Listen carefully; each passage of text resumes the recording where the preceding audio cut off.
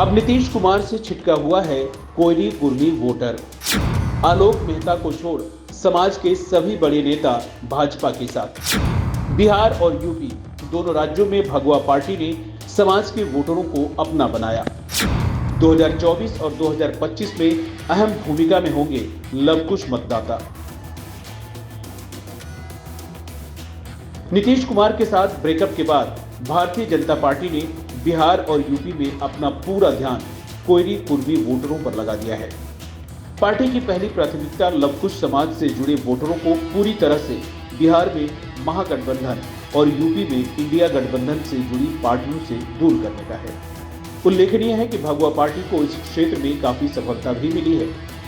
भाजपा बिहार में कोयरी कुर्मी नेताओं को भाजपा में शामिल कर या उनकी पार्टी से गठबंधन कर अपने उद्देश्य की पूर्ति की ओर आगे बढ़ रही है। यहाँ उल्लेखनीय है कि कोयरी कुर्मी समुदाय और यादव समुदाय के बीच सदैव वर्चस्व की लड़ाई चलती है।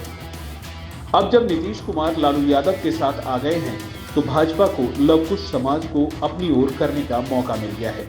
इसलिए पार्टी ने कुशवाहा समाज के सम्राट चौधरी को बिहार प्रदेश भाजपा का अध्यक्ष बनाया है, तो दूसरी ओर कभी नीतीश कुमार के खासम खास रहे कोयरी समुदाय के आरसीपी सिंह को भाजपा में शामिल करवाकर दोनों समुदाय के लोगों को खुश करने की कोशिश की है। दूसरी ओर उपेंद्र कुशवाहा और समाजवादी एवं साम्यवादी नेता जयदेव बाबू के बेटे नागमणि को अपने साथ लाकर जता दिया है कि लवकुश समाज के अधिकांश नेता भाजपा के साथ है। यदि देखा जाए तो राज्य सरकार के मंत्री आलोक मेहता को छोड़कर इस समाज के अधिकांश नेता भाजपा के खेमे में जा चुके हैं, जिसका चुनावी फायदा भाजपा को मिलना तय है। वास्तव में यदि नीतीश कुमार की ओर से नजर दौड़ाए तो अब उनके वोट बैंक पर उनका अधिकार नहीं रह गया है, जिससे भाजपा का खुश होना स्वाभाविक है। इसलिए पिछले दिनों भाजपा के प्रदेश अध्यक्ष सम्राट चौधरी ने कहा था कि अगले चुनाव में भाजपा की लड़ाई नीतीश कुमार से नहीं, क्योंकि नीतीश के वोटर अब पूरी तरह से भाजपा से जुड़ चुके हैं, परंतु लालू यादव के वोटर उनके साथ हैं। इसीलिए भाजपा लालू को अपने लिए चुनौती समझती है, नीतीश कुमार को नहीं।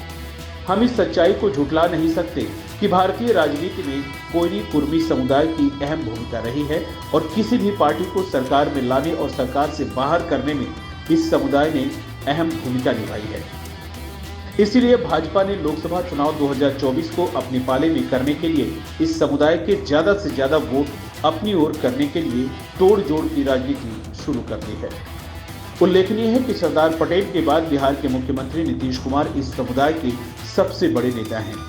उमा भारती, विनय कटियार, केशव प्रसाद मौर्य, स्वामी प्रसाद मौर्य, उपेंद्र कुशवाहा, बाबू सिंह कुशवाहा, आरसीपी सिंह और गुजरात के मुख्यमंत्री सहित कई अन्य नेता हैं जिनका संबंध लवकुश समुदाय से है।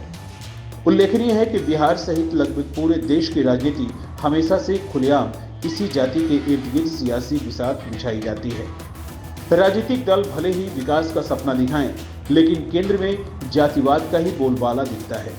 नीतीश कुमार ने जब खुद को बिहार में लॉन्च किया तो विकास के साथ जाति आधार बनाने के लिए लवकुश यानी कुर्मी कोयरी फॉर्मूला के सहारे आरजेडी प्रमुख लालू प्रसाद यादव के दुर्ग को भेदने में सफल हो सके थे और अब भाजपा उन्हीं के फॉर्मूले से 2024 और 2025 में उन्हें ही शिकस्त देने की तैयारी में है। जानकार बताते हैं कि बिहार की राजनीति में 3 दशक से भले ही सत्ता की बागडोर पिछड़ों के हाथ में है, लेकिन लंबे समय तक अगड़ों ने ही राज किया है। आजादी से पहले ही बिहार में अगड़ों के खिलाफ त्रिवेणी संघ बना था, जिसे कुशवाहा, कुर्मी और यदुवंशियों ने मिलकर बनाया था। बिहार में कुर्मी और यदुवंशी सत्ता में रहे हैं, लेकिन उसे कुर्सी तक पहुंचाने में कुशवाहा का अहम योगदान रहा है।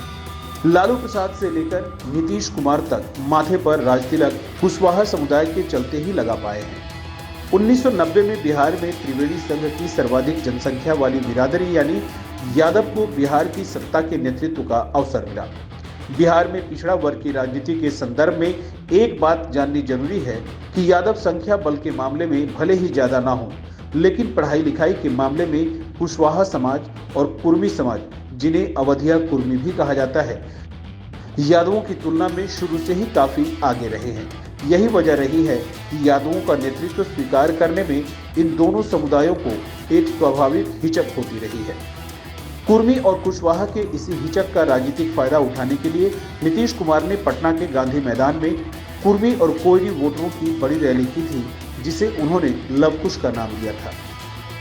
यह पहली बार था जब नीतीश कुमार ने लालू यादव के सामने खुद को स्थापित किया था और चुनौती दी थी। इससे साफ जाहिर है कि नीतीश कुमार ने भी नेता बनने के लिए उसी रास्ते को अपनाया जिसे अब तक बिहार के दूसरे नेता अपनाते रहे। नीतीश कुमार ने 2003 में रेल मंत्री रहते हुए बिहार की मुख्य विपक्षी पार्टी की कुर्सी पर उपेंद्र कुशवाहा को बिठाने का काम किया। कुशवाहा को प्रतिपक्ष का नेता बनाकर नीतीश ने बिहार में लवकुश यानी कुर्मी कोयरी समीकरण को मजबूत किया। इस समीकरण की बुनियाद के साथ बीजेपी से गठबंधन की राजनीतिक अहमियत को देखते हुए उनका प्रयोग सफल रहा। इसी फॉर्मूले के जरिए नीतीश ने 2005 में बिहार की सत्ता की कमान संभाली थी। बिहार के मुख्यमंत्री नीतीश कुमार लवकुश समीकरण के सहारे खुद को सत्ता के करीब रखते रहे, लेकिन इस समीकरण में लव को जबरदस्त फायदा मिला तो कुश में नाराजगी दिखी। कुशवाहा समाज के लोगों के बीच में आक्रोश इस बात को लेकर है कि एक तरफ 2.5% संख्या वाला 11% वालों पर इमोशनल शोषण कर सीएम की कुर्सी पा रहा है। 1994 से लेकर 2005 तक के सफर में एक तरफ कुर्मी समाज अपने चरम सीमा पर पहुंच गया, वहीं कुशवाहा समाज पिछलग्गू बनकर रह गया है। यही वजह रही है कि उपेंद्र कुशवाहा ने 2011 में राज्यसभा और जेडीयू से इस्तीफा देकर राष्ट्रीय लोक समता पार्टी का गठन कर लिया। 2014 में जीतकर केंद्र में मंत्री बने, लेकिन 2019 के चुनाव से पहले एनडीए से अलग होकर महागठबंधन का हिस्सा बन गए। यहाँ बता दें कि उपेंद्र कुशवाहा की पार्टी को 2015 के विधानसभा चुनाव में कुशवाहा बिरादरी का भी साथ नहीं मिला। हालांकि इस हार से यह नहीं कहा जा सकता कि उपेंद्र कुशवाहा की कुशवाहा मतदाताओं पर पकड़ नहीं रही है। 1995 के विधानसभा चुनाव में समता पार्टी की भी बुरी हार हुई थी, लेकिन नीतीश की कुर्मी वोटरों पर पकड़ को तब भी नजरअंदाज नहीं किया गया था। बीजेपी ने तब नीतीश के समीकरणों को अहमियत देते हुए 1996 में गठबंधन किया था और अच्छे नतीजे भी आए थे। हालांकि 2019 के चुनाव में कुशवाहा वोट नीतीश के साथ रहा, परंतु अब स्थिति बदल गई है, जिसका असर 2024 और 2025 के चुनाव पर स्पष्ट रूप से दिखेगा।